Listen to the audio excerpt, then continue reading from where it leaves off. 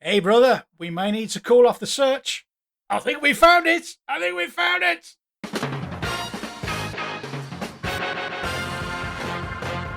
Now then, yes, a nice cup of Earl Grey, of course, and a Garibaldi. Settle down. Let's begin.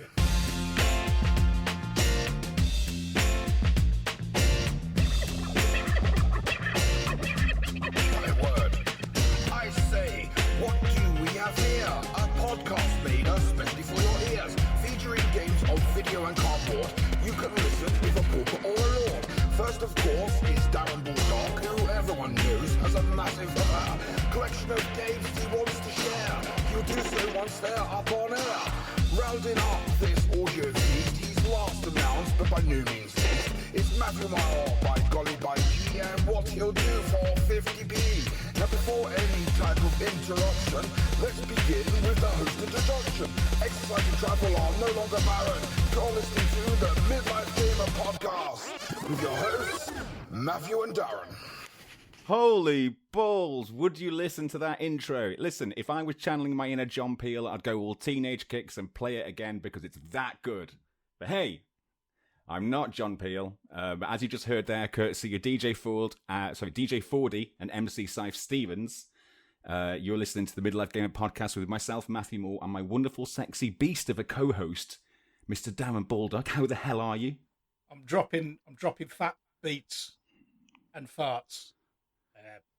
I'm here, brother. I'm here. I'll tell you what, ladies and gentlemen, I wish you could see this. Darren's gone all Uncle Albert on his ass, and he's gone for the upside down head look. Well, there's yesterday's Darren kind of was the cause of this. He was watching the England match, and I just thought we can't lose this. We can't lose it. And I said if England throw this away, I'm going to shave my head. And then we won, and I said, "Oh fuck it, I want to shave it anyway." Yeah, so this is my journey into the baldness, proper baldness. You embracing it? You're owning it? Yeah, I'm taking control. I'm taking control of my baldness. I'm owning it. And what did you say earlier? Living your best life. Living my best life with no fucking hair. Man, listen, it's been a while. It's been a while. It always is. It always is a while. But you know what? The wait is worth it in my book. Always great to see you. You're looking mighty handsome. Thank you very much, fella. Yeah, I need to come and see you, don't I? I think we're allowed now, aren't we? Yeah, probably. Do you remember when it was? Remember when we thought it was confusing, but it was actually relatively simple when there was 3 rules to go by? I could kind of get behind that. Yeah. Let's not politicise this show, but I think we all know how this is going to turn out. History. Any road. Yes, history is written by the victors, and I can't see any winners around here, apart from you and me, of course. Winning all the time. Right then, my friend, tell me, what the hell have you been up to since we last spoke? Oh, what have I been doing? Let's have a think. I think since we last spoke, I think me and the good lady wife must have finished off all of the Marvels. Not all of the Marvels, but to the crescendo of the cinematic experience, and it was good. I suspect that I think she must have got some kind of fatigue, like I did with Line of Duty, just nailing them. Yeah. At the very end, she was just like, "Eh." But then again, that was my original response, wasn't it? Come to think of it. To be fair, it was, yes. I've since been in. I've still got my Disney Plus gig, so I did the WandaVision and I did the Falcon and the Winter Soldier. So Loki is teed up. We'll see how that goes. Excellent. I'm stuck. I'm still stuck on what's the one I'm about to watch? Not Endgame, the one before that, Infinity War. So I'm stuck on Infinity War. Now, I did historically have a problem with the sound, but I checked it the other day and it was all right. So I might, when I get a chance, when there's no football on, and either it's come home or it hasn't, we will. I will. I'll be watching that solo. Truth be told, but I've been kind of watching some other stuff, which we'll come to shortly because it all kind of links in together. I wanted to ask, did you do the Spider-Man? No. So I'm not do doing so. Spider-Man. Do so, because he's obviously a big part Which of one? Infinity War. Just one? the first one, the first Tom Holland one. Okay. Homecoming. Right. Gotcha. Okay. Yes, which you won't find on Disney Plus because Sony. Or because Sony. Disney. Because money. Because handbags. But yeah, but do that, because he is a major character, and do you know what I mean? Cool. Rights aside, it will tie a lot together. I like Tom. I like the Holland. He's good. He's going to be the Uncharted movie, isn't he? He's going to be our Nathan Drake, isn't he? And He is. Sully is going to be Mark Wahlberg. Yeah, that sounds about right. See that, kids? Finger on the pulse. Speaking of pulsings as well, your fella from the Boba Fett show that's not Boba Fett, Mandalorian, is going to be Joel in HBO's The Last of Us. Oh, very good. Very good. Yeah, that works for me. I see that's a good fit. He was in the Wonder Woman sequel. He was one of the baddies. Oh, was he? Hmm. Oh, no, I've not seen any of the Wonder Women. Or the Fishman, Aquaman.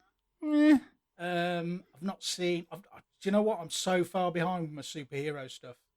It's unreal. I might have to turn in my nerd card. But don't you worry. I'm flying the flag on the nerd front. Of course you are. We'll see. We'll see. What else have I been watching? So there was that series on BBC recently called Time. That was the 3-parter with Sean Bean and Graham. Uh-huh. That was fantastic. It was good. That was. What a superb show, and it was nice to watch Sean Bean go all the way through to the end of something without dying. Although he did come close a couple of times. Like with any prison thing, it makes me remember why it is I don't commit crime, because I don't think I either wouldn't survive or I'd survive very well in prison. We have an arse like a blood orange. Getting all the favours from the boys. What else? There was something else that I've been watching. Were we watching, or was I watching True Detective the last time we spoke? Maybe not. No, True Detective. Obviously, I'm late to the party on that one, but I watched the first one with Matthew McConaughey and Woody Harrelson. That was amazing. Then I watched the second one, which was a bit of a mess, and we've yet to watch the third one.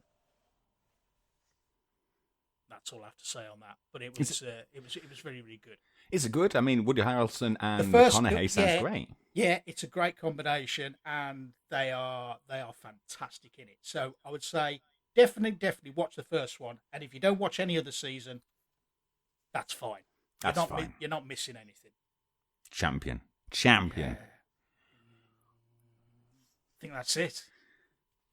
All right. I'll probably jump back in and go, oh, yeah, and I watched... I can't remember. No, nothing now.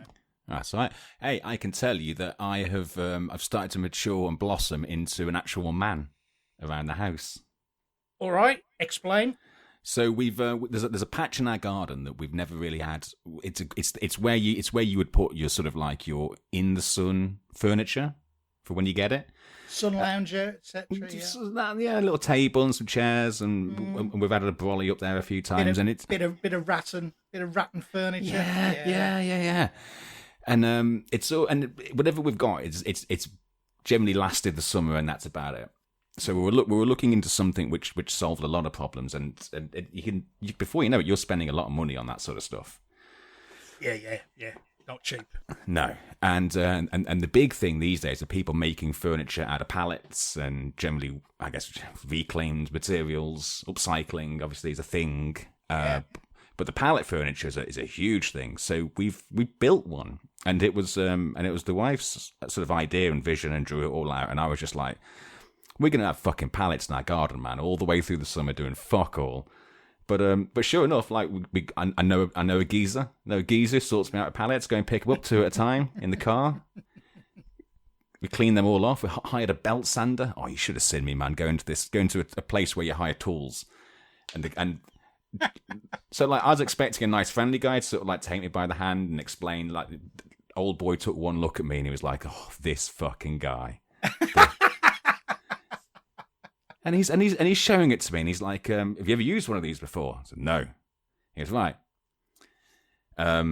Something. He goes, "Like, this is where all the wood chips go, or the filings, whatever." He goes, "Right, you want to empty that before it comes back, yeah? Because I don't want your sawdust." I'm like, "Okay, you won't get my sawdust." He goes, "Right, now then." He goes, "Go down there next to those jerry cans. You'll see you'll see all the different grits. So you go and get one." I was like, "Okay." So I walked down, like, okay, jerry cans there. That looks like coarse paper. So I picked it up and took it back, and he went, No. Oh man, he's really dragging this one out, isn't he? Oh, he's loving every minute. He's loving it. So he comes round and he leads me down there, and he goes, "No, it's any of these ones you get, but it depends what grit you want." I said, "Well, it's for pallets." He went, He goes, "Well, they're quite tough, aren't they? So you'll probably want a heavy grit, won't you?" I'm like, "Yes." Little bastard. I'm just waiting for the Team America moment where he went, "Now suck my cock." Oh man, but I got it and I used it. A belt sander, it was great. I got myself a drill driver for the first time of my very own. I'm just running around being like, "That's a bit loose. That's a bit loose." Jesus Christ.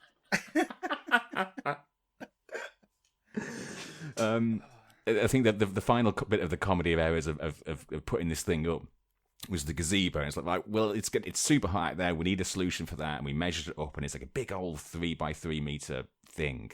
Yeah. And we had a guy around doing gardener around doing some stuff that I weren't going to do. You've got your limits, haven't you, man? Oh yeah. So, but it turned up on the same day. And the wife really wanted me to get out there and make a start on it. It was a midweek, it was after work, and I thought, "Joe, what? I probably should, because Geezer's out there. I should probably go out and be geezery with him." And I started doing really good. I was doing really fucking good. Until it came to one point where, if you imagine the roof, I guess, it's like it goes up into a point, like roofs do. And at the very top is the metal bit, which all your poles go into. So I've got it laid out on the floor, and I'm stretching my canvas over, and I'm trying to get it in those little holes. And without realising it, I'm stretching it so much that it's inverted the other way. Which means it's just fucked all the welding, smashed it to pieces, and then I was just in front of this guy as well. I'm like, "Oh man, I fucked it. I've absolutely fucked it." Like, maybe I can blag this. Maybe I'll just get in touch and I'll say it came like that. Yeah, came like that. And I thought, well, Joe, just in case as well, I won't disassemble like some of the base I've already made, just in case I look out. So I took some photographs and I sent it through. And I was like, "Came like this." And I thought some bloke's going to take a look at that and went, "No, it ain't. No, it ain't. You fucked that, didn't you, Matt? You really fucked it." Yes. But fucking hell, they were just like, "Oh, as it's more than one piece, we'll just send you a whole new thing out, and then you've got spares." I was like, "Oh, right now. I very much looked out, and then got an extra 3 bodies to help me do it properly." Yes, good idea, mate. Good idea. So that's all built up now. I saw some photos on the social medias. That's a fabulous looking bit of handiwork there, my man. Did you have to paint up those pallets? Yep. Well, didn't you? Yeah.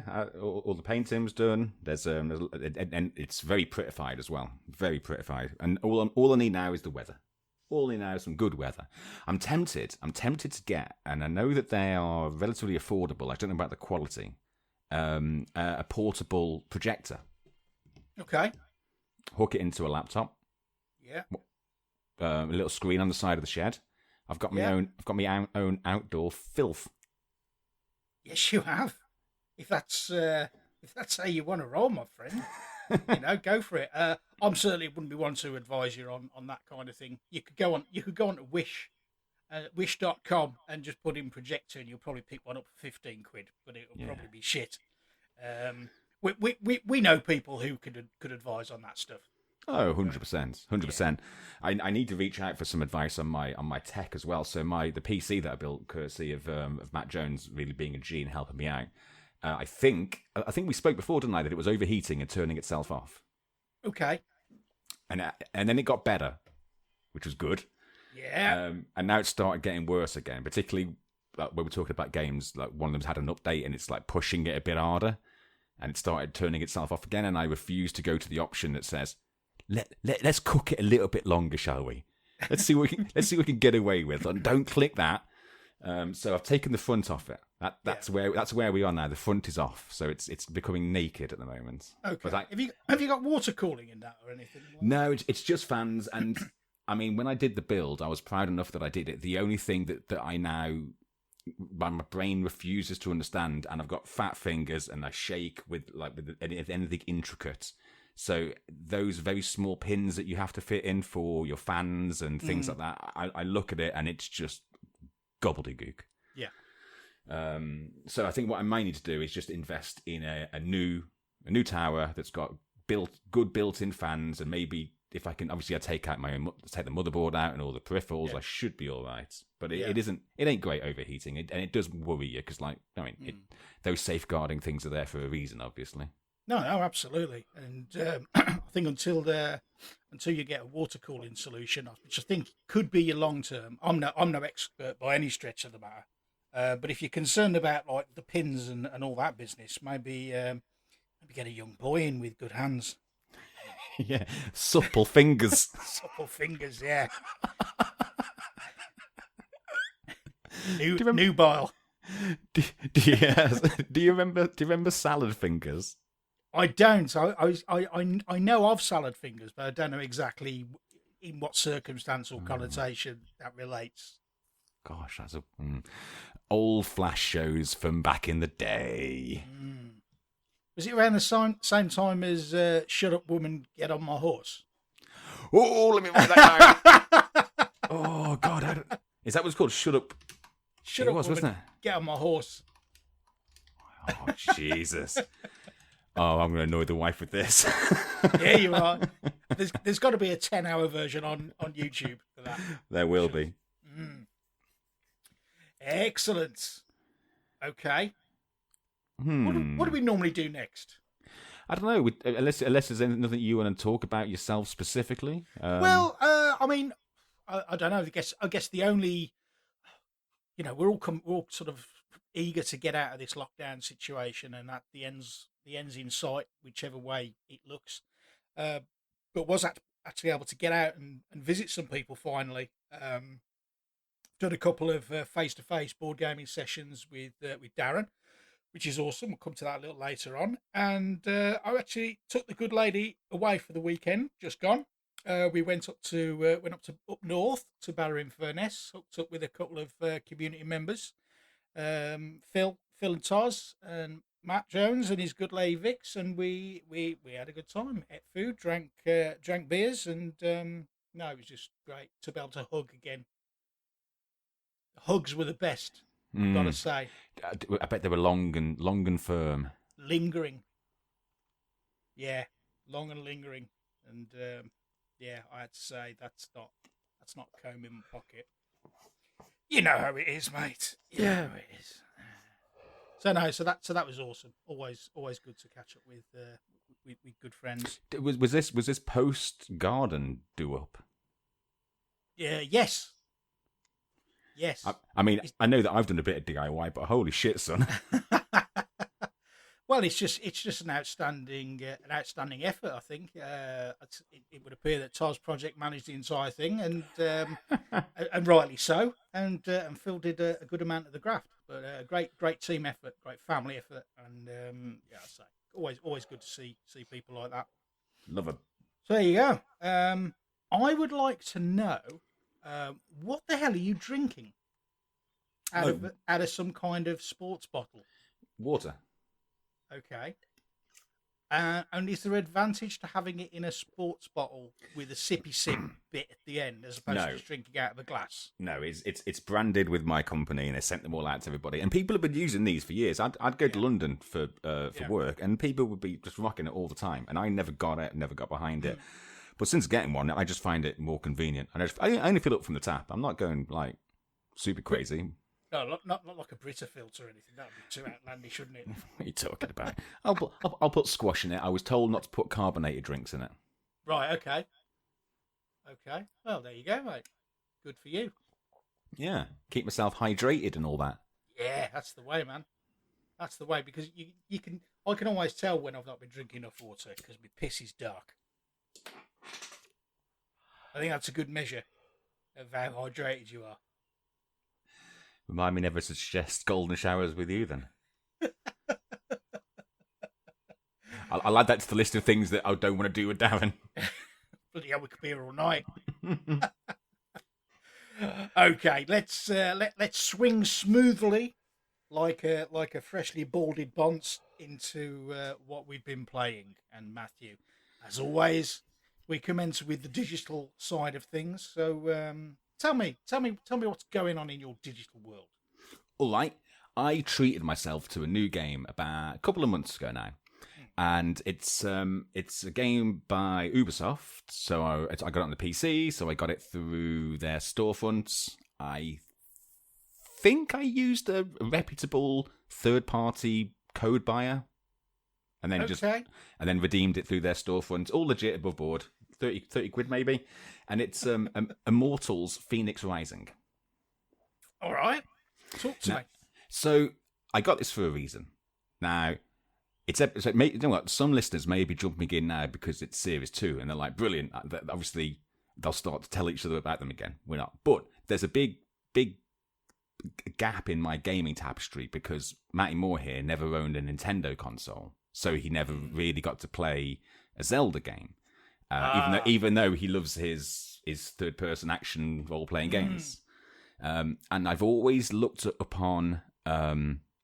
the Zelda title on the Switch, which the name escapes me. It will come to me eventually. Because Breath of the Wild? Breath of the Wild, thank you very much. It looked so up my strata. I love the fact that you could, in theory, go and beat the game straight away if you had the skills, but it's all about the exploration and increasing your... Like, everything you do uses stamina, so you're losing stamina if you're running, if you're climbing, because you can climb anything, if you're gliding, if you're doing stuff, traversing, and all of that just screamed like, that looks like my kind of game. And this is one of the reasons why a couple of times over the past sort of, since the Switch has been out, every now and again I'll hit people up going like, oh, where are the deals? And I know that I would totally get buyer's remorse from it. Not because it's a bad system, but I just know that the gaming time I have, even though it's a portable thing, so it might revolutionize things. Either way, I'm just worried I'll get that. So I'd always seen this title, Immortals Fenyx Rising, and it was always in reviews and conversations sort of suggested that it's essentially the same game. It's a knockoff. They've taken a lot of inspiration from it. Sure, yeah. And Ubisoft spat this out, and I'm so glad that I picked it up because it does all of those things and it ticks all of those boxes that I like of exploration. Of it's not graphic violence. It's charming. It's witty. It's funny. It's whimsical. And the sense of accomplishment you get when you finish it, or you do a little side quest or you do a puzzle. I mean, I'm sure that there's a lot of science has gone into the reward sound. Like, remember the achievement popping? That little fucking sound? Like, cute little things like that just sort of spread through the game to let you know that you're on the right path and everything. Really solid, fantastic game to play. I've thoroughly enjoyed it. I think I put close to 35 hours into it to finish it. There's DLC there I can get. I did one of those things that I only do, which I know that I'm going to enjoy my game if I'm doing this. And sometimes I'll do it after I start a game. Sometimes it'll be after I've started it. But it'll be, here are the 10 things I wish I knew going into Breath of the Wild before I played it all. Do you know what I mean? Those sort of things. So I'd already watched a few of these videos about, like, here's how you can mid-max, here's how you can do all these bits and bobs. And as I was looking, I was like, I'm really going to like this game. I really hope I'm going to like this game. And yeah, I did. It was fantastic. It's a fun little story as well. It's set in it's all Greek gods, Zeus and Prometheus and the rest of them. Yeah. All the gods. All of them. And I had a ball of a time with it. Like I said, so there's loads of side quests, and you're forever spotting things, and your map's always getting filled up because it's an Ubisoft game. You're doing lots of climbing to get to high places because it's an Ubisoft game, and then you're getting out a telescope and you're marking things because Ubisoft. Yeah, that's what they do. Yeah. So there was all these side things that I could do, and the different zones. And I'm like, okay, sometimes I'll just go on a run. Sometimes I'll be like, right, I'm going to go and do a couple. There's a few chests over here I'm going to go and get. Then I'm going to do some of these puzzles. Then we'll mainline it, and then there's it's got a live what would you call it now? I guess a live world where it's still a single player game, but as well as all the quests that you have through the story in your little hub. There's a quest board, essentially, that gives you dailies, weeklies, do you know what I mean? That sort of stuff. Oh, cool. And from that, you're gaining the currency that you can use to buy in-game cosmetics from Hermes,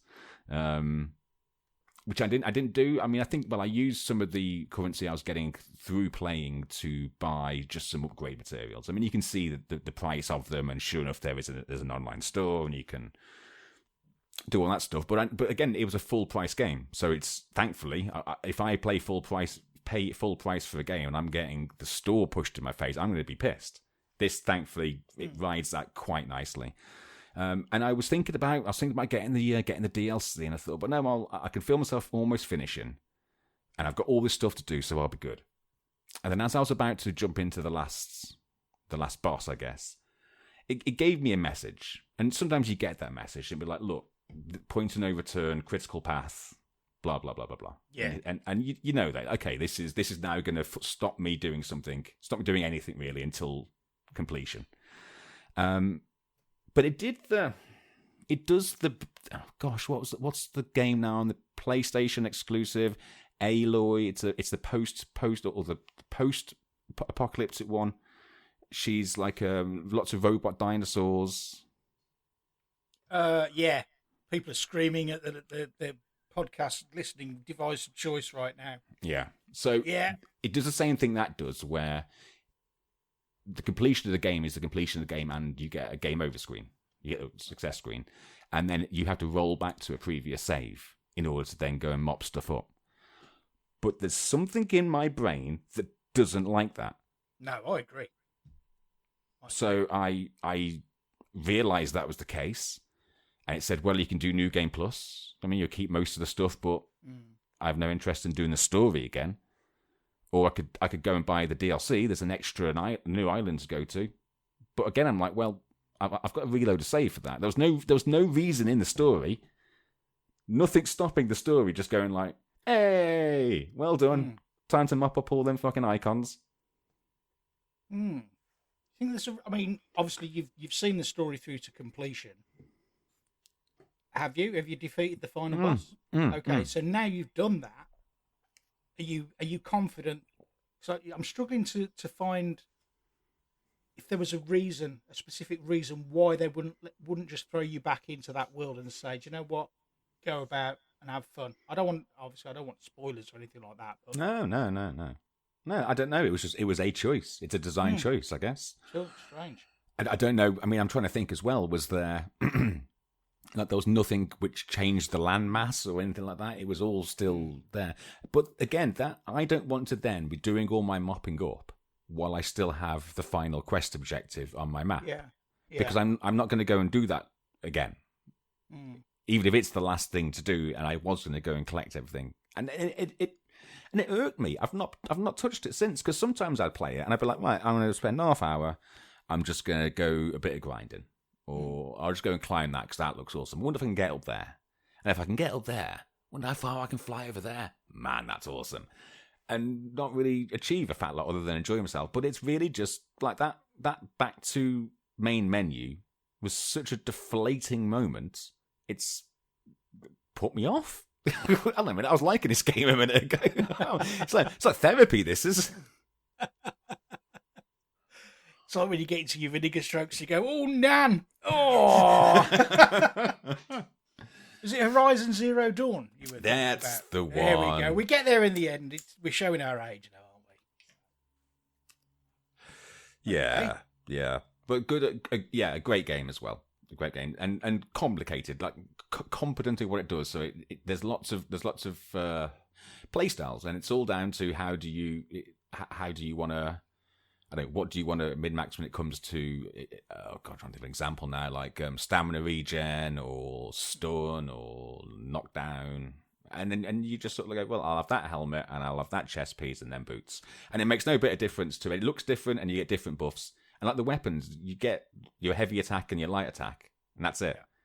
But you are collecting other weapons that do different things and better things, but it's still the same attack. It's still the same combo. So it made me realize that, you know what, I can play this so many different ways. And when I started to mess around with the bow, I'm like, this is really cool. You can do the thing where you'll hold a trigger so that you'll be following the bow and controlling it with your stick, and then going for a nice headshot, or solving puzzles using that kind of a thing. Sure. So yeah, there you go. Oh, good stuff, man. Was that a digital purchase? Of course, it was a digital purchase. Did you pay full price and extra for it, or was it in the sale? It wasn't in a sale, but it wasn't full price. Okay. I hear you. So, anything else? Anything else you've been playing? Anything mobile? Any mobile jams? No, I don't actually, but I can talk to you a bit more. Do you remember last time we spoke, I was just getting into Twitch, wasn't I? And I just started to play Sea of Thieves with them. Yeah. And that's now become like a weekly thing. Is that a Tuesday night, mate? Tuesday night, that is. That's hence us today recording on a Thursday. I guessed as much. I knew there'd be playing away shenanigans going on. But no, good on you, mate. I actually stealthed into one of those sessions. I didn't hang around very long, but you were running around going, what do I do here? What am I doing? What am I doing? I thought, yeah, the boys got it. The boys got it. I think you were just you were trying to. I think your boat was taking on water, and you were just. I don't know whether you were manually having to sort of scoop buckets and take them up and throw them over the side. That doesn't sound like fun to me. That sounds like busy work in my book, mate. Oh, I've had such fun with it, and the reason my machine's getting pushed a little bit is as it happened, it was announced as part of E3. I think they've dropped a free themed content, and it's all themed around Pirates of the Caribbean. Perfect. That's perfect. And it's actually got 5 or 6 proper quests where it puts you into an instanced world because it's having to do some clever stuff with things, and it's genuinely fun and interesting. I'm fucking running around with Jack Sparrow like a boss, loving it. What do I do, Jack? What do I do? But it's one thing it has done as well, and this is still me exploring Twitch, is and I was talking to Justin about this.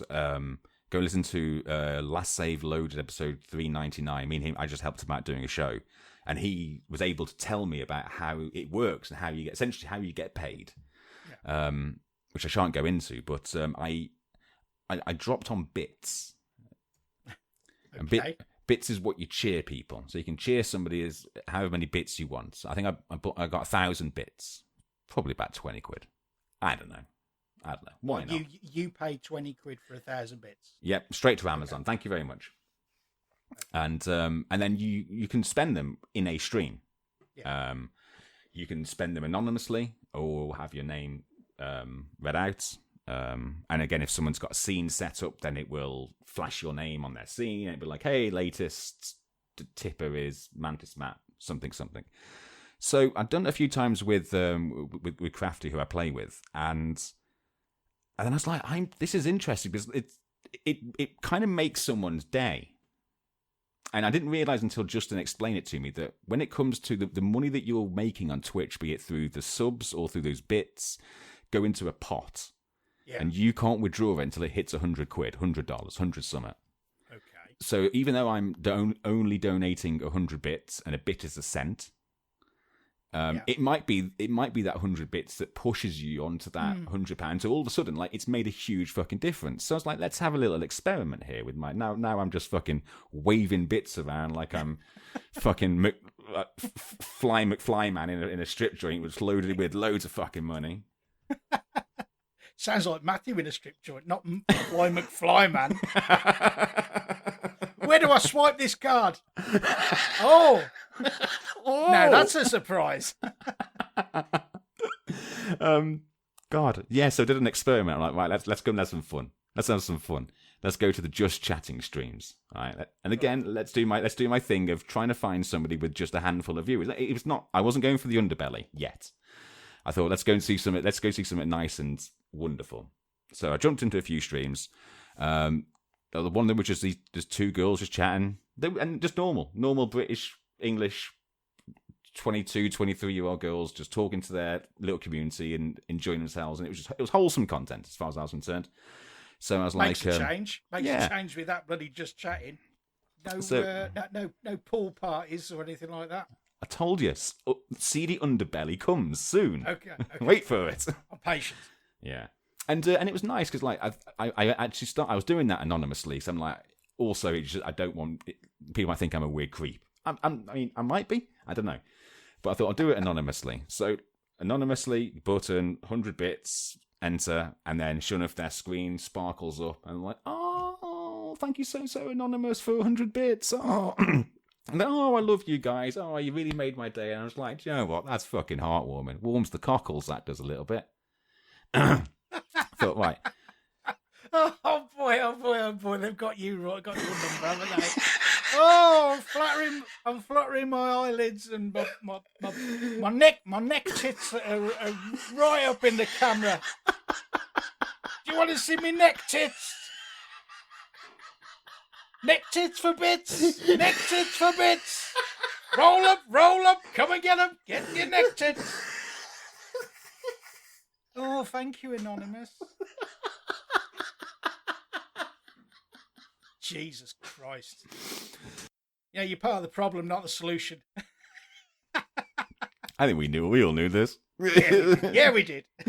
Oh, I've gone all flush. Anyway, so see the underbelly. I'm like, right, let's go and see.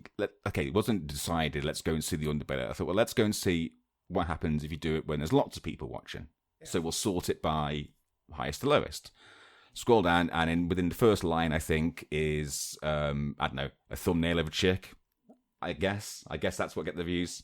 And it was, and I'm not trying to be disparaging or anything, but I did jump in, and it was pretty much what I expected.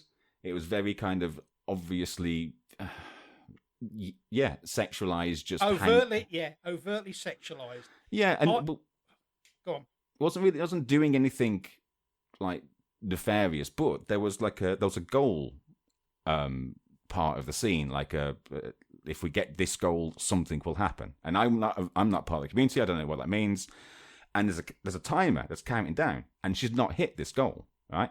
And she looks pissed, visibly and audibly pissed that she's not hit this goal. And she's not doing what I've seen on, like, if you watch the Quarterings videos and see like how some people do behave when they don't hit a goal that they set for themselves. So I thought, okay, well, here we go. Same MO, anonymous, 100 bits, and didn't acknowledge it. Didn't even register. Didn't even fucking register. I thought, you know what? No. I'll spend it where I'm appreciated. Yeah. 100 bits don't get no neck tits on this channel. You need a million bits to see my neck tits. But for now, you see my middle finger, 'cause fuck you.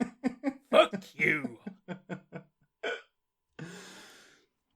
It's shocking. It's shocking what's going on over on Twitch. I've got to say, and you know me, I'm a fairly liberal guy.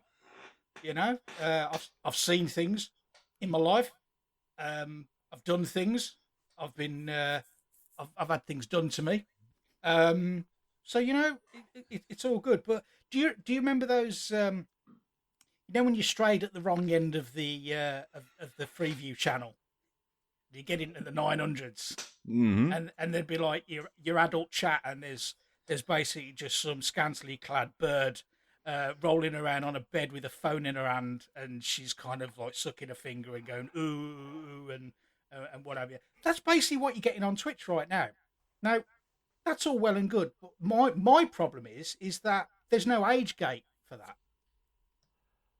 I could have, you know, if you or I are watching it, that's fine. We're dirty old men, all right. We like to see a little bit of mucky bird on the screen, but then there's going to be like 10-year-old lads just sitting there going, "Oh, this is what women are like. I want to get me a piece of this." What sort of example does it set to them? And Twitch are the problem. Twitch are the problem. They're obviously making loads out of it. Absolutely loads, because I'm sure Justin would have told you, whatever Justin makes, Twitch makes some as well. They get their cut. That's how it works. So money goes through the roof with the with the scantily clad women in the hot tubs, and nobody seems to want to be bothered to do anything about that. I remember a number of years ago, Twitch were clamping down heavily on women wearing low cut tops, and I thought that was a bit off in itself, but I kind of understood why they were doing it. But now they seem to have opened the floodgates. Saying, well, knock yourselves out as long as your underbeard's not poking out your bikini. We'll happily go with it. You know? Yeah, yeah. But hey, we're all about the neck tits now, brother. Fucking hell, cesspool. That's what Twitch has turned into, a fucking cesspool. Herein lies the lesson. Yeah. Hit that subscribe button. Come on. I've got a goal to reach. I'm going to do 5 shows this year, and I'm pissed. I'm pissed. Why would you be pissed on your own feed? Why would you be so angry? The only person who's at fault is yourself, the person on the stream. I don't get it. Were they just kind of sulking their way into sort of getting more love from the viewers? I don't know, man. It's mind games. It's mind games. Well, simping is a word that you're not even allowed to say these days on Twitch. Okay. It's become such a thing, which I guess is men just like is it women making men feel that they've got a chance if they subscribe at different tiers? Oh dear. Yeah. Platinum tier. That's all the tits, just the neck. You have a platinum fucking pussy for that. Yeah. Yes. I want that thing as smooth as my head. Oh, man. All right, I've railed on Twitch enough. It's fine. Go knock yourselves out. But society's crumbling around us, mate, and it saddens me. Saddens me greatly. Yeah. Well, whatever happened to a good old wholesome podcast where it's all knob and fart gags and bums and obsessions with homosexuality? In the woke movement, I wonder if people could be offended by us. Absolutely. Anybody can be offended by anything. But it's on them. It's on them to feel offended. I'm not making them feel offended. It's their choice. And there's always the off switch. There's always the unsubscribe button. Mash that unsubscribe button and fuck off. Mash that unsubscribe button. And don't bang your fanny on the way out. Oh, Darren's feisty. All penis. I love it when Darren's feisty. It's going to be a fun show. Fun show, hard edit. Okay, back to video games. Oh, where were we? Oh, yes, Twitch. Yes. So that's been my time as well. I do have a mobile game that I've been playing since COVID times. Well, not out of it yet, but I'm going to talk about it now because it's talked enough. I'm going to save that. I'm going to save that one. All right, brother. Are you saying you're done talking? I'm done talking.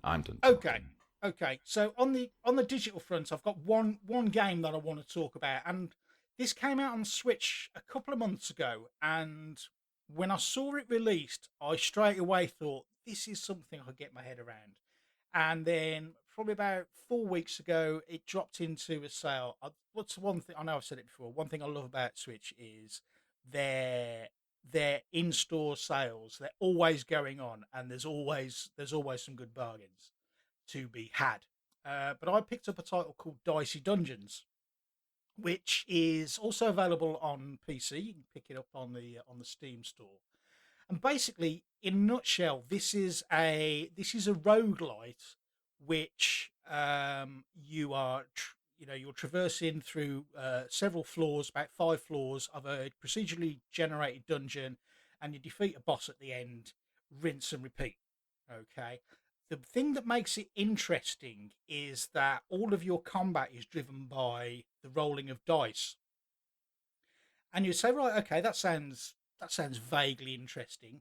And I say, well, there's actually 6 different characters, and they all play differently. And the way that the dice are rolled is you'll basically have this you'll have this layout. Think of a Resident Evil type inventory where you can only fit certain amount of things. So as you're going through and defeating these monsters, you'll end up picking up these cards which you can slot into your tableau, and they will each do different things with different dice. So you might like say the basic one would be the warrior. So you might start off with a card that deals 2 damage for every dice that's rolled 3 or above. Okay, so you roll your dice and then you drop that 3 dice into that slot, and at the end of your turn you're going to definitely deal 2 damage. But then you might also have a card that says, well, if you roll a 6 or on a 6, this will deal 4 damage, but you have to roll a 6.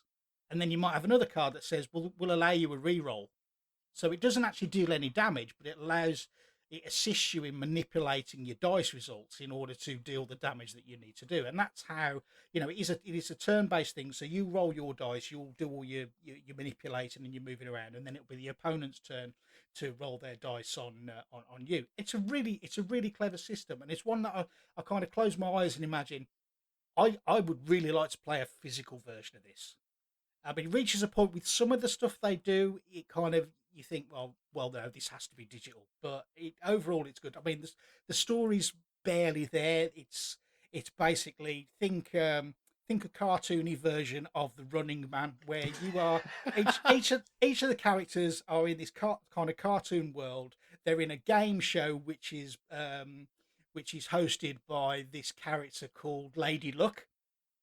And she's basically saying, well, what's the biggest thing you want in the world? And the one guy might say, oh, I want to be big and strong, or I want to do this and that and the other. She says, fine, okay, if you can make your way through to the end of this dungeon, we'll spin the wheel. We'll spin the wheel of luck. So then he gets transformed into a dice, and then he goes through the game as the warrior. And then you get to the end, and she'll go, oh, congratulations, you beat the final boss. Let's spin the wheel. And it's all full of like wins. And then there's this one little segment which is kind of like a skull and crossbones, which means you didn't get what you wanted. Every time she spins it, it always lands on the skull and crossbones. But that's one of the charming, beautiful things about it, because it's almost like a nod to say, yeah, she's cheating the hell out of you, like she's just bringing you here for her own amusement. There are other characters. There's a thief. There's a robot. There's an inventor, and each of them get unlocked when you complete with the previous character, and it almost forces you to play the game in different ways. So, for example, the robot has got this kind of it's push your luck kind of blackjack game where you keep kind of rolling dice, and this scale goes up. But when you stop, that's the amount of points you can spend on dealing damage. But if you go above, then you bust, and it just all goes down to the basic stuff. This is a beautiful, charming game. I really am quite enamored with it, and I hope that some people are nodding in agreement, saying, "Yeah, I've got this. I've played this. It's really, really good." And maybe 1 or 2 people out there go, "You know what? He's probably talked a lot of rubbish about this, but I'm going to go and check it out." It's about 13 quid on the Steam store. It's about 11 quid on 13 on the Switch store at the moment. About 11 quid on the Steam store. Expect sales to happen. Yeah. But 2 thumbs up from me. Really, really, really enjoyed Dicey Dungeons. I'm going to surprise you and tell you I played this game sometime last year, maybe on the PC. Holy shit balls! Did you? Yeah. I watched a Giant Bomb Quick Look, and I was like, "This looks all right." And I think it was I think it may have been the very first time that I ever used the Steam refund system. I was like, oh, okay, I'll get my money back for that. Didn't click. Okay. Not for everyone. Horses for courses, my friend. Absolutely. So it didn't pass the 20-minute rule for Matthew. Okay, so listeners, it's entirely up to you. I love it. Matt, not so much. Go make your own decision. Yep. Be your own person. You pick your choice, you take your chance. Yes, you do. Yes, you do. Before we stop talking about digital, I actually just remembered something awesome that I did. Okay. You know how when your missus makes a new friend who's a girl, actually it doesn't really matter. In this instance, it's a girl, and they really hit it off.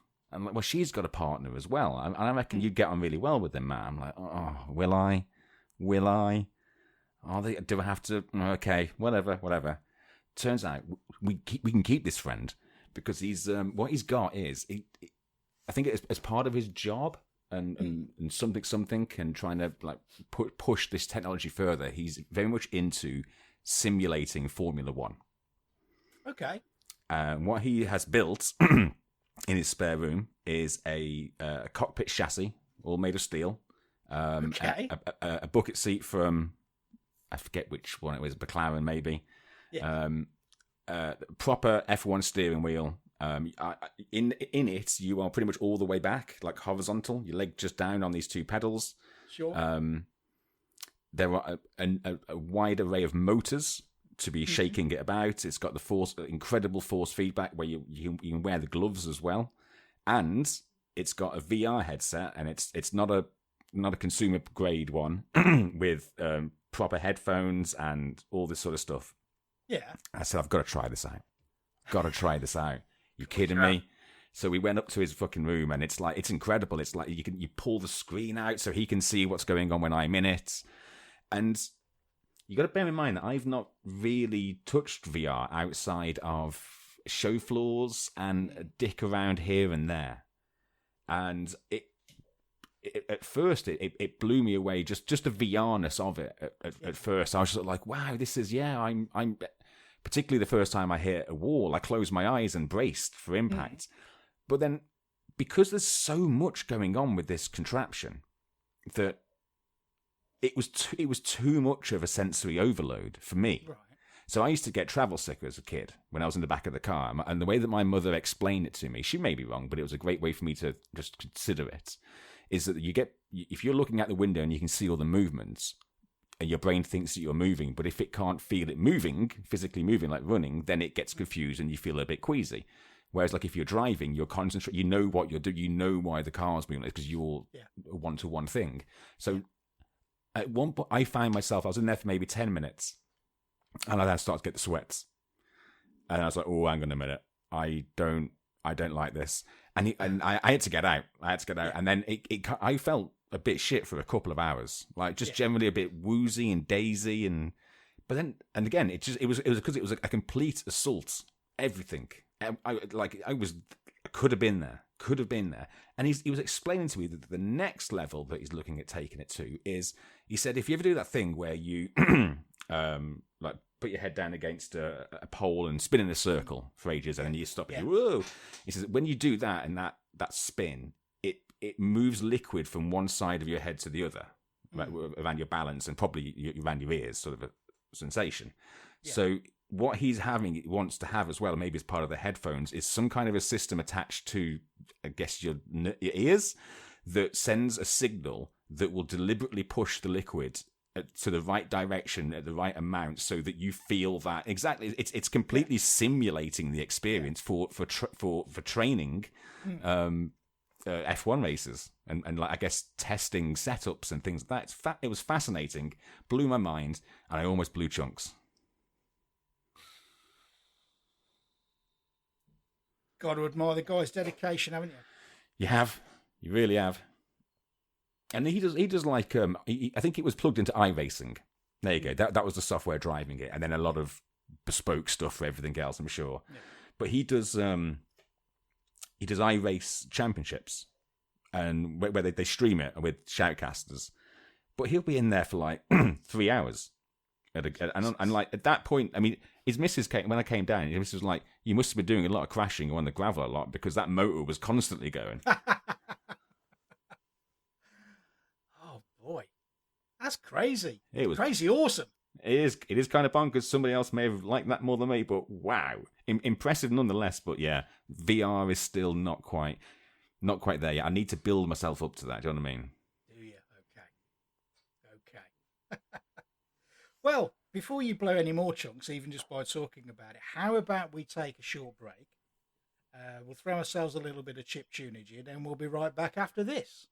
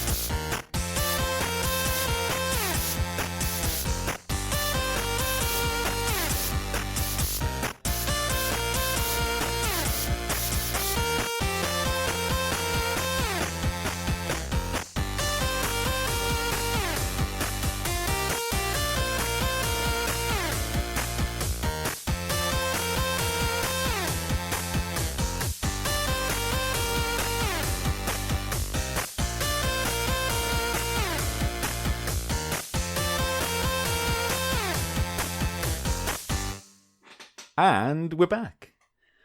I'm pretty sure Yes, we are. Darren was just sat there looking all smug thinking, come on, fella, you're doing this bit, do you remember? I'll just do my press-ups, mate. Yeah, that's not sweat. That's yeah, it is sweat. Not a head shine. But, I'll have to start getting into all that now, aren't I? Getting some mattifying moisturizer and stuff. I don't want a shiny head, man. I mean, at your age, if you do that, does it just not grow back? Is that it now? No, it'll grow back where it used to grow, but where it's bald, it'll always be bald. Did you do it yourself? So I got the good lady to give me the buzz cut with the clippers, and then I've kind of gone right down to the bare bone. I haven't bicked it. I don't feel confident enough to be bicking. I've got one of these bloody rotary electric things that you rub over your head. Does the job fine. Perfectly happy with this. And I just need to do it every couple of days, and I'm golden. It's just the beard I've got to worry about now. Well, it's a solid look, fella. Thank you. I look even more of a thug now. You don't look thuggish. Yes, Mrs. reckons I've got a resting bitch face. Well, you do, but that's not thuggy. That's just you. I don't mean to. But I do use it when people come to approach me in the street, and I'll just give them the stare. I'm like, no, fuck off. Fuck off. I don't want to talk to you. I hate people. And it works. So, yeah, that's all good. But people who know me, I'm a pussycat, really. So, anyway, here we are. We're back. We need to talk about something analog. So, as I alluded to earlier, it's been a real joy to get back at a table with another human being, and we kind of picked up where we left off with the first game. So this is a game that I don't actually own.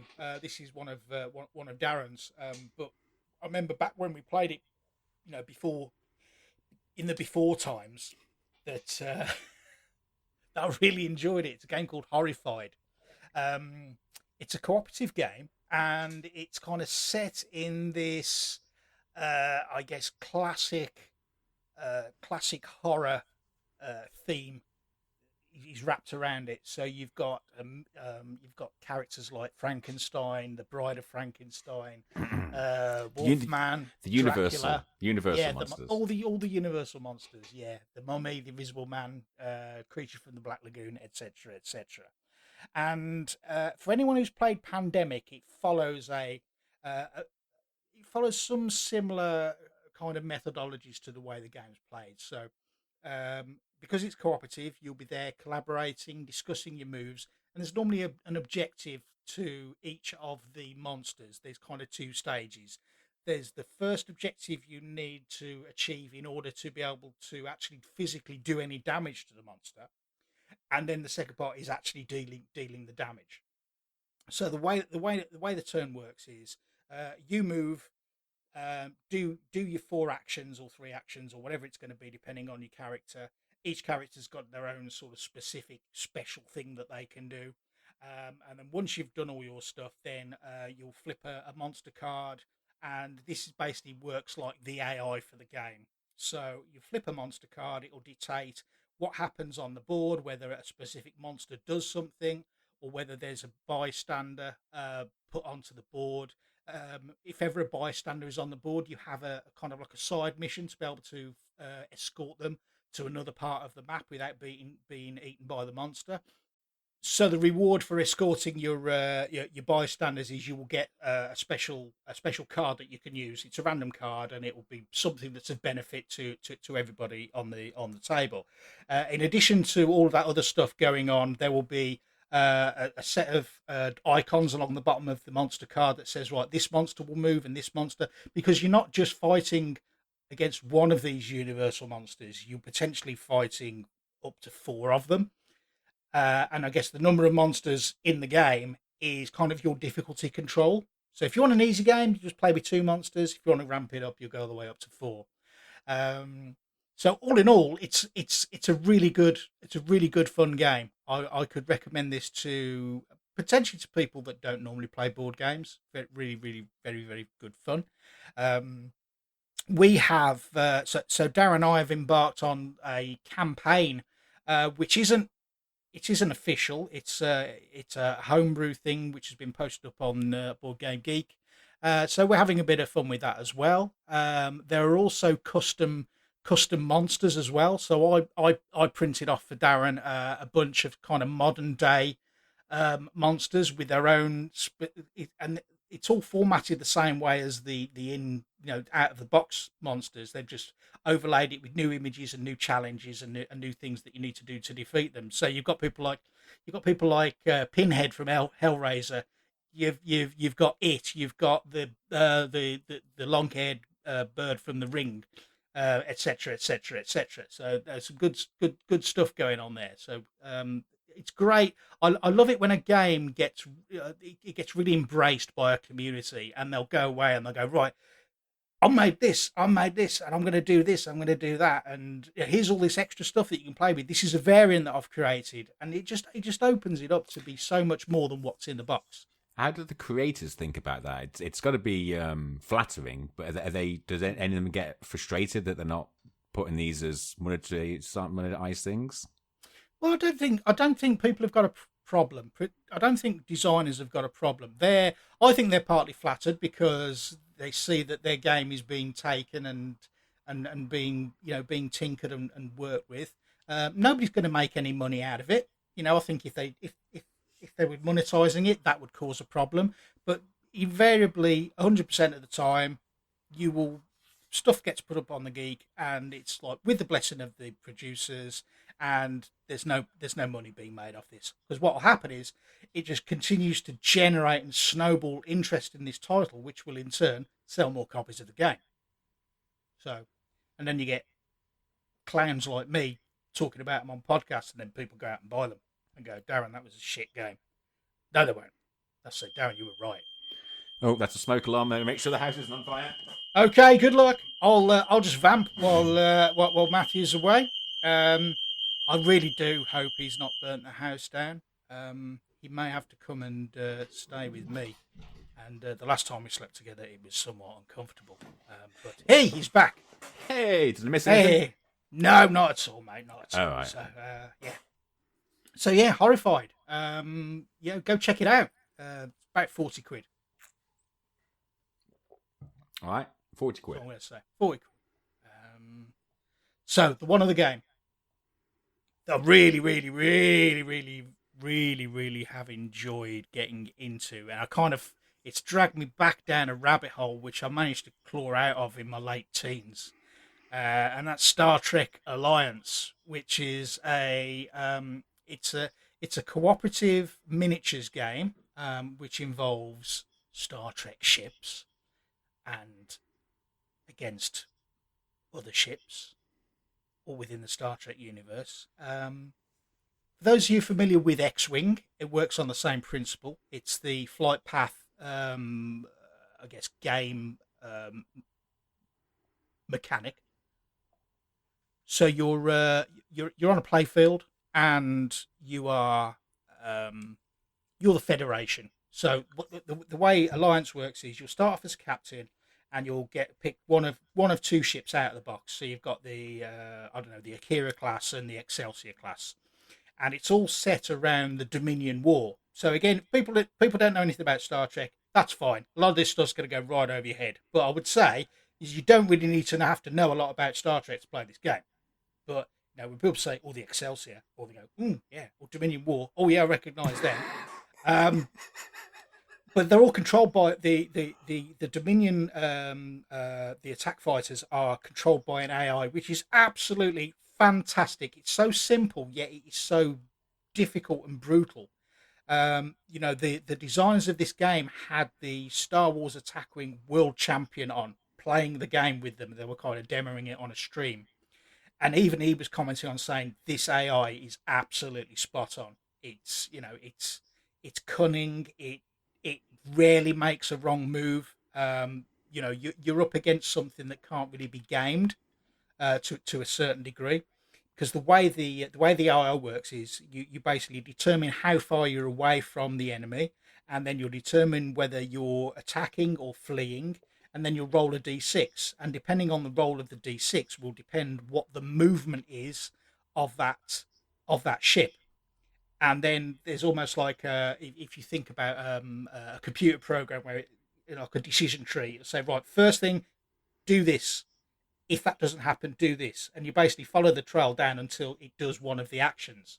So it works really well. It's based off the Star Trek Attack Wing franchise, which has been that's been going probably about 8 years. 2013. It launched a year after X-Wing originally launched, and they both work on the same principles. So if you're familiar with X-Wing, you'll get straight into Attack Wing. Now I've got X-Wing. I've owned it for a number of years.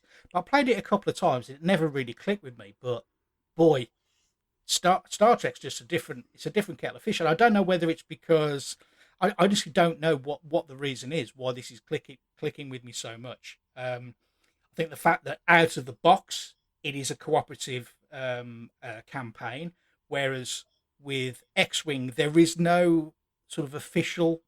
No official sort of solid solo way of playing this. There's plenty of custom and fan-made created stuff out there, but to all intents and purposes, X-Wing is out now a skirmish game, and so is Attack Wing. It's just the Star Trek version.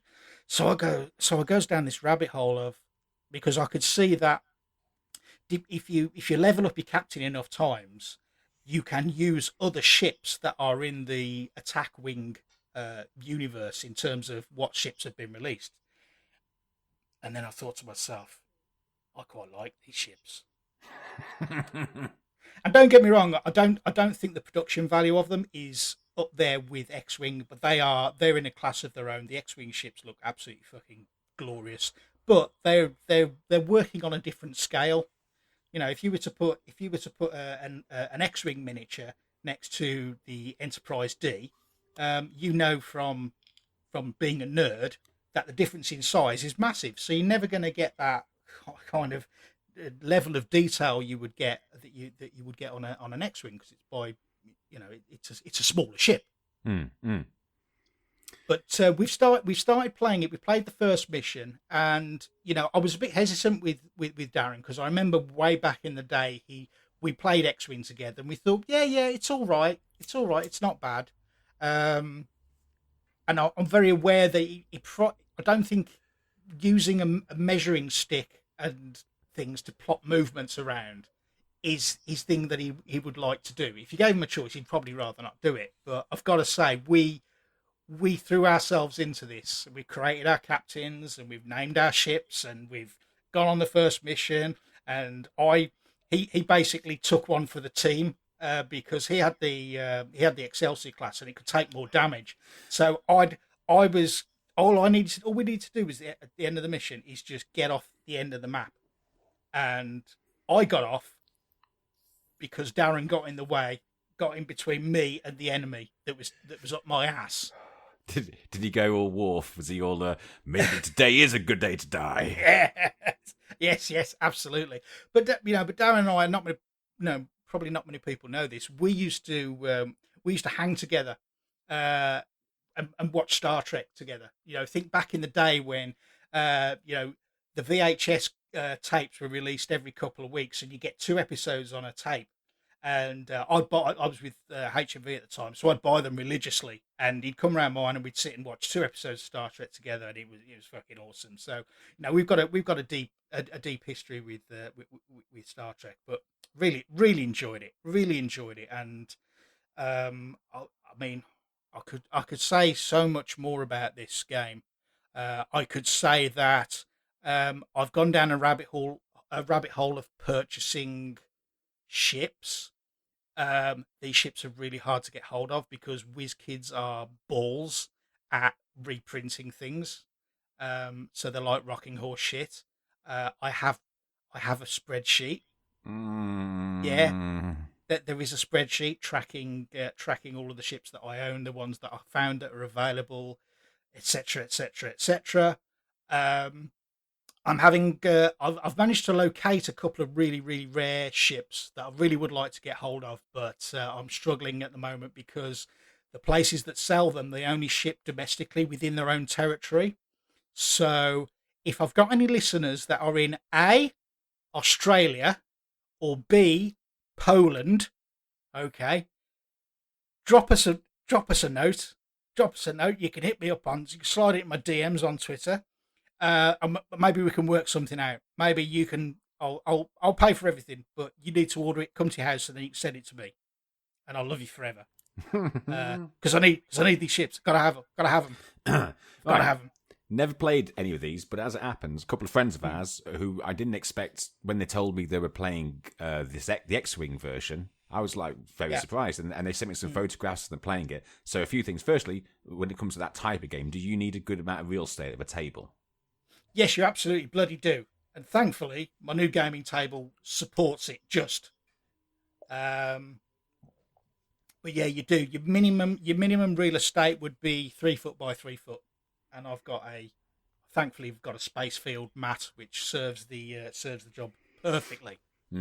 So with the X-Wing one, I imagine that, correct me if I'm wrong, have they gone real deep into like releasing lots of different things because people like to collect?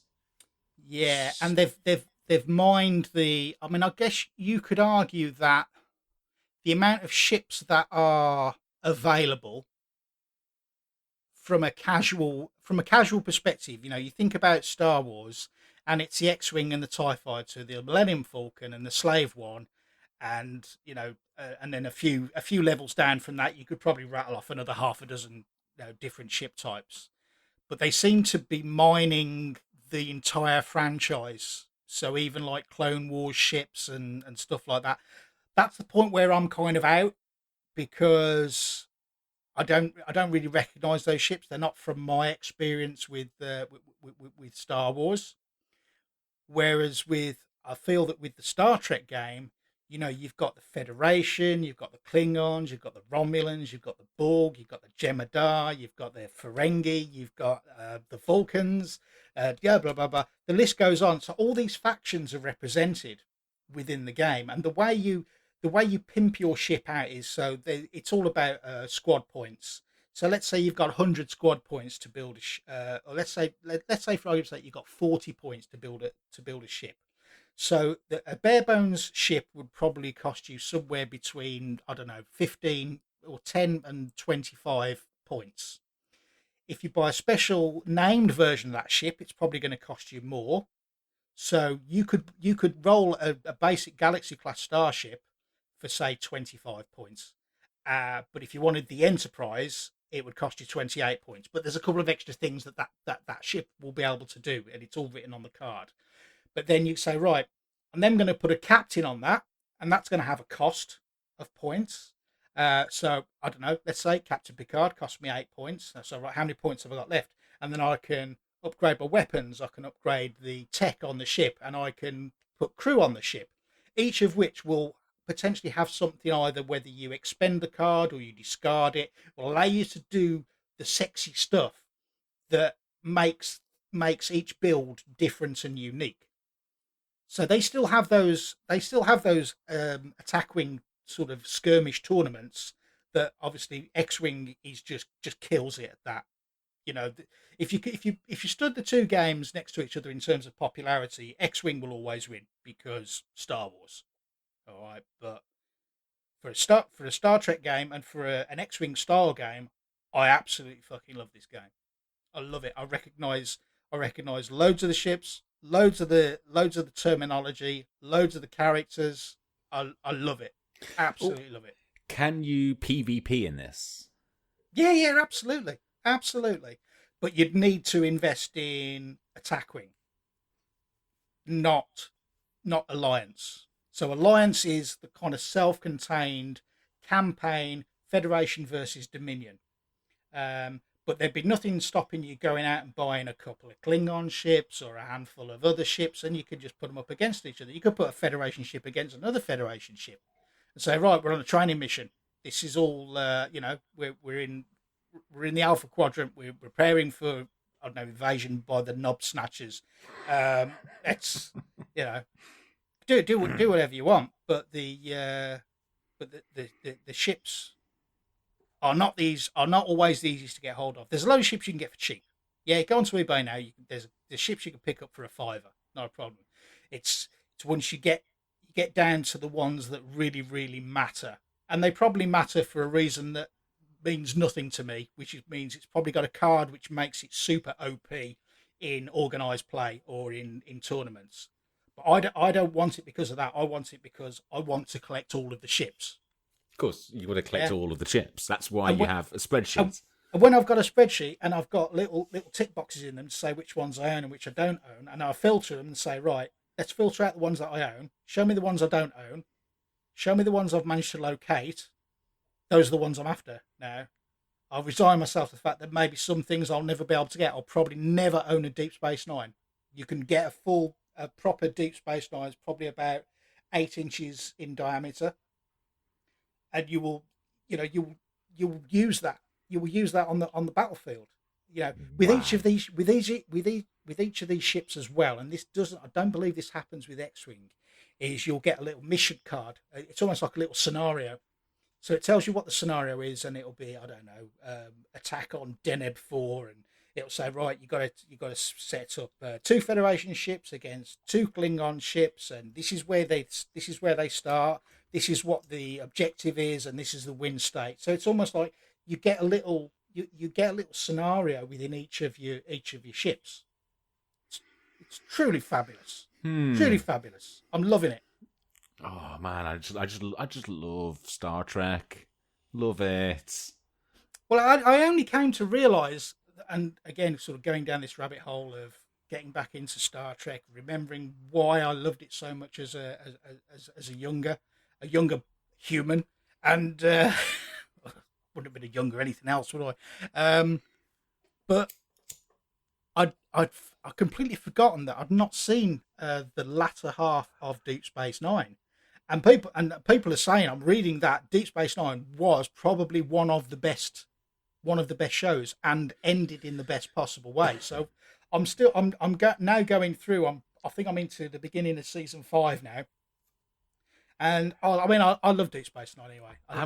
Ben Sisko's a fucking legend. How many did they do for DS9? 7 seasons. 7 seasons. So the same as Next Generation. See, I only watched maybe the first 3, maybe 4 series. So I don't know what the Dominion War was. It was when it was still Cardassians and gosh, what was Ro?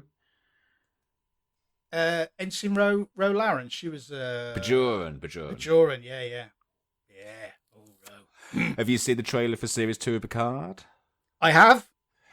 Your mate's in it. Just, I know. I love him. All is forgiven. I love him. All is forgiven, John. You're my man. So yeah, I'm revisiting Star Trek. So I retain my nerd card fully. I'm a fully paid up member. Good man.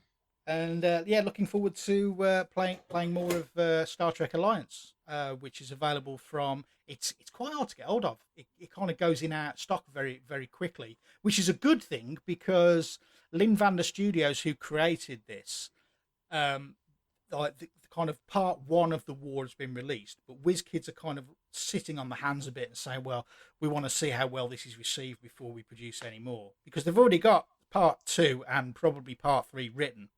So they're just waiting on the nod from WizKids, who actually make the game, to say, right, yeah, let's go ahead with the second part. That means we'll get more ships. Yeah. And there's fan-created content as well, which I can't wait to get into. There's a Borg campaign. There's a Klingon War campaign, which sort of spans many battles. Oh, great. And if no one else is around, I just want to bust things out on my own. I've got all these AI charts that have been created for other ships outside of the Alliance Dominion War set. So I could just run a battle against a bunch of Klingons or a bunch of Romulans or whatever. Take the Borg on. I'm going to get myself captured by a Borg Queen. She's going to do stuff to me. It's going to turn you into a human. Yeah, she'd have a job. No other woman succeeded. I'm still a beast. So there you go. That's my analog. I could talk about loads of other games, but I'm conscious of the fact that balance and reasons. Okay. iTunes reviews or anything like that?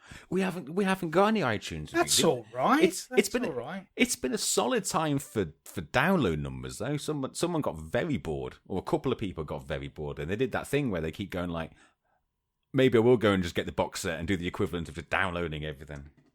Hey, listen, if I drop on a podcast, and I did this recently with the Brian and Roger podcast. This is a pro tip here. So this is the guy. It says Harry Peacock from Toast of London, who plays as Ray Bloody Purchase. So that it's him and Daniel Skinner, who does Angelos Epithemiou. And they are they play 2 totally new characters called Brian and Roger. And the backstory is that they met through a divorce support group for men. So they're both pretty flawed characters, but one of them's a complete manipulative twat, and the other one doesn't realise what's going on half the time. And the entire podcast or each episode, it's only about just over 15 minutes long, so it's very easy to take down. And the whole story is told through voicemail. So all you'll hear is the first one leaves a voicemail for the other one, and then you'll get a voicemail back from the other one, and that's how the story progresses. That you always seem to catch what's going on through the fact that they are constantly leaving voicemails to each other. It sounds bizarre, but it's really, really funny. Can you hear background noises, and do they leave them from different locations? Yeah. Sometimes? You can hear traffic going on in the background, or there'll be a tannoy from a train station, etc., etc. But funny.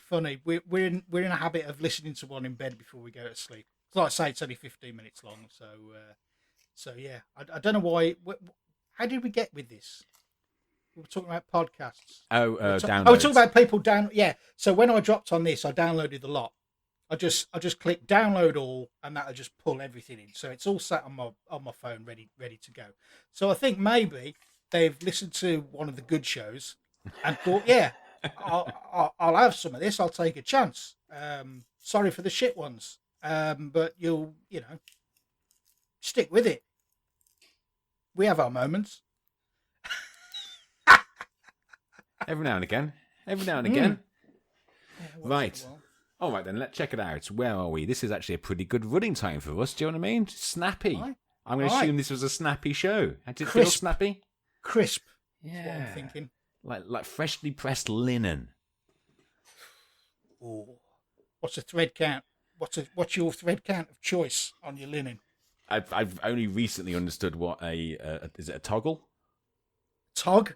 Toggle. I've only just recently worked out what that is, so I don't know what you're talking about with linen. All right. It's all to do with the... Is it similar to denier? Fuck knows, mate. Whatever. All I know is the higher the number, the better. The better it is. Oh, it's like hotel laundry I'm lying on at the moment. Or even better than that. All right. What else? What have I got? Oh, is it my turn? Over to me yet? Of course, it's domestics. Yes, that'll be you. Right. Listen up. This is domestics time. You can find us at... you could go to midlifegamer.net and see what happens. I'll tell you what happens. It pushes you over to our Facebook group where all the action happens. We've got a fantastic bunch of people there that are, for the most part, they are bloody amazing. They're grown up, but they're still children, but in the best possible way. We love our video games. We love our board games. We love our geek culture. We love showing off pets with our game purchases. Don't know what drove that. Honestly, I've got no idea. I've never had a problem with people showing their pets all over social media. I don't know where people have got that from, but you fucking people.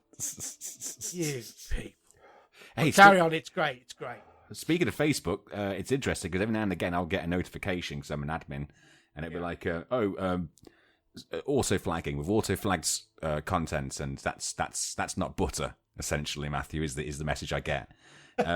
However, talking to my my friends from the charity, they're in a world of hurt because you can't use bitch. What? Just generally? Yeah. So people talking about breeds of dog and the fact that you have a dog or a bitch, they're constantly getting notifications. Do they have to B1 TCH it or something? I don't know. I mean, but you have problems selling games and stuff on the marketplace. You can't say so Ticket to Ride. You can't advertise Ticket to Ride because of the word ticket, because they don't allow ticket sales on the Facebook marketplace. So you T1 CKET the motherfucker. Get round it. Yeah. And obviously there's other things like war and guns and death. You can't really, and it's right. I understand that. I understand why Facebook do it, but again, I also don't understand why Facebook keep driving bullshit into my feed. That's just unwarranted and uncalled for. All right, you know what I like. You're listening to me every single moment of the fucking day. Right? You're gonna send me pictures of boobs. Yeah, I want tits, fanny, and food. and Star Trek. And that's it. That's all a basic guy wants. Neck tits. No, not neck tits. Anyway, you busted my flow now. Where was I? Domestics. Yeah, so Facebook group. Go check it out. Go into the facebook.com and search Midlife Gamer. Answer the questions if you want to join the group. It's really important to us because we want to make sure you're not some kind of sunglasses bot. So please, just answer the questions. They're dead easy. What else have we got? Social media. Right, Matthew is available on Twitter. He's at Mantis Matt. It's all one word. You can find me if you want to sort of slide into my DMs, talk about anything, but especially at this moment, if you're from Australia or Poland and want to do a guy a solid, you can find me at Uncle_Fister, Fista. Matt's on Twitch. You'll find him floundering on a Tuesday night somewhere. I'm assuming Mantis Matt is your handle on the Twitch. I don't Twitch currently. My current setup doesn't afford me that privilege. However, you never know. You never know with these things, particularly if there's bits. If there's bits getting thrown around, I want a piece of that action. Yeah, and I'll show you my neck tits. Guaranteed. I'm going to go and get a blow-up hot tub from Tesco. I'm going to plug myself in this office here. I'm going to get myself nice and soapy and wet because I know how you boys like it. What else? We're on all the good podcasting hosts of choice. You go to iTunes, Spotify. You haven't got to explain how the technology works anymore. We're not. No. But you can say, Alexa, play the Midlife Gamer podcast. We're there. We're on Alexa. I don't know about Hey Google, but Hey Google, play the Midlife Gamer podcast. Find out if it works now. Yeah. What else are we on? We're not on Instagram. At point of principle. Oh, we are. Are we? Oh, yeah. Oh, bollocks! Do you not keep getting emails saying that someone's... No, thankfully I'm off that. I don't get any of that. Are we really on Instagram? What was the last thing? What was the last thing we posted on Instagram? Oh, I don't know. I can't look at it. I don't know how to do that. Feeling cute might delete IDK. Fuck's sake. Narcissism.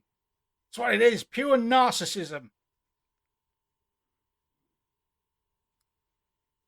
Anyway, I think that covers the domestic things. Is there anything else that you wish to add before I bring this show to a close? No. Or no, I don't actually bring it to a close. That's you. We flipped it. We're on season 2 now. Oh, we're on season 2. All right, I'll tell you what. There you go. I've done the domestics. I'm living my best life. Glad to hear it. Well, listen, thank you, listeners, for joining us again for this lovely episode of season 2, episode 2. Thank you. Be wonderful to each other. Do so. Life's short, man. Life's dead short. Sort yourselves out. Get a grip. Don't let it consume you. Yeah, you got a bit of work to do on this, haven't you? And on that note, listen, have a good time. We'll see you in a number of 7 days' time. You guys stay safe and well. And Darren, you say goodbye. Yeah, goodbye, everybody. Be wonderful to each other. I can't resist. Go Bulls deep.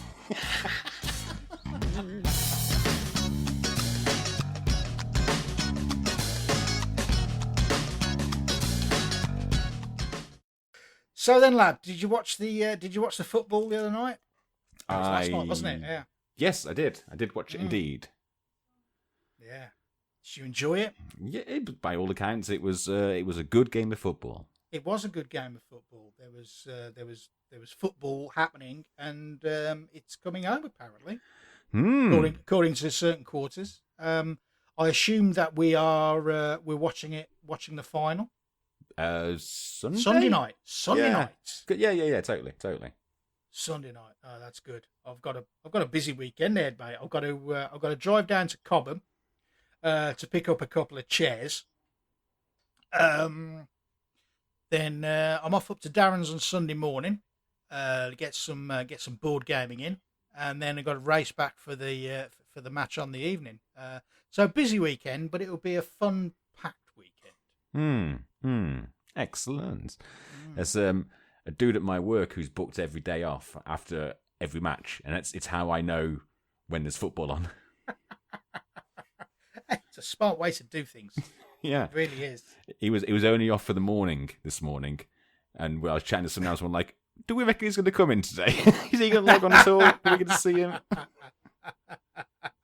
Well, it wouldn't surprise me that there is either a high rate of holidays being booked, or there'll be an amount of sickness. I think some businesses are just going to accept and probably say, do you know what? Don't bother coming in on Monday. Don't worry, the world will still turn. We're still alive. We're still doing things. You know, you take each day as it comes with this COVID malarkey. You know, that's one thing it's taught me is basically just to treat each day as a blessing. I've not found God. Don't worry. I've not found God. All right. I know He's looking for me, but I know. I'm one step ahead all the time. But no, value the time you've got, and value the people that are near and dear to you, because could change at any time. God, that's a bit somber ending, isn't it? We normally do have much more fun with the after show party, which we're having right here. Yeah. What can I tell you about to lighten the mood? Oh, the cat threw up 3 times today. Oh, Jesus, in one day. Yeah, I'd take a photo and put it on social media, but you know, you people. Yeah, we ruined it for you. You can't do what you used to do on the internet and just scream symptoms and hope to get some kind of a response. Why did this happen with cat? My cat's sick. Why? God, they make a horrible noise. You've been outside with cats before, haven't you? Fucking they do, man. Oh, it's horrible. It's horrible. Oh, I can't be doing with it. But then they're pestering you for food within 10 minutes. I'm like, no, you can fucking eat what you've just sicked up. You cock. Bless her. We've got 2 cats. One's awesome. The other one's a complete cock. Isn't that always the case? I don't know. I've never had cats in my life before. Unlike dogs, when they're sick and they just do it in one. There you go. Yeah. That's everything I've just eaten for the past 5 hours. Now, do you have to separate? Do you have to keep the other dog away in case that dog goes and eats the other dog's sick? No, they don't. But I just had a memory that. Do you remember when I didn't have a fall, but I fell over, and knocked myself out on the radiator? I was sick after I think that was it. I was getting out of bed because I was feeling sick. I went down, knocked myself out, came to, and then was sick. But my dogs went for that. They were loving that. What, Daddy's sick? Master's sick? Yes, please. Oh, that's rotten. Absolutely rotten. As it happens, weren't really the biggest thing on my mind.